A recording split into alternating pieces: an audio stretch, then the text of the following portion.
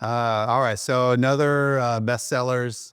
We're going to talk about Western Lake White on White. So Western Lake, obviously, they're located on 30A. Western Lake, as you know, I spent a lot of time there, taking photographs, having coffee, early sunrises, etc. So something that's very interesting about black and white photography is that I learned at a very young age, and I think I've spoken about this before, but black and white, when you get rid of color, we judge naturally when we see colors red, RGB, whatever.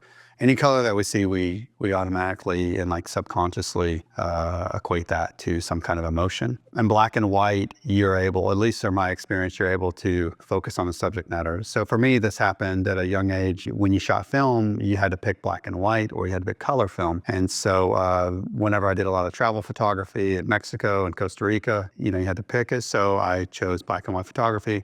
Mainly because I was shooting more portraits and people. And the beautiful thing about black and white is I think you can really focus on the subject matter. And it also can go on an interior design level. And this is what we always tell our clients is that really it'll go with anything. If you're going to move it to a different room, you don't have to worry about what's happening on the interior design level, the different colors, pillows, duvets, whatever. So black and white can be a pretty phenomenal universal piece. But at the same time, you're able to focus on the artwork itself. And I think that's where, like, one of my favorites is always black and white, if I ask.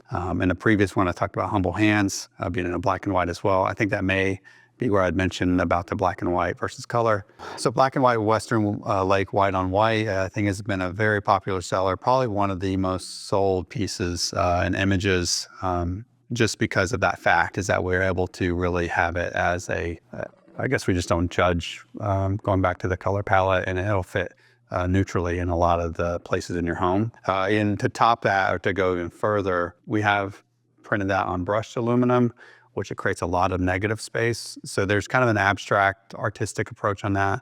Not my personal favorite, but on the white on the white metal or print, rag cloth paper kind of stuff, the ability to have the different mediums, like if you're going to get metal, another distracting element it can be is the high gloss if you have reflections. So we talk about that in the medium section, but that's very common as far as high gloss aluminum. But the black and white on white on a satin or a matte finish is my choice with this image. So there you have it.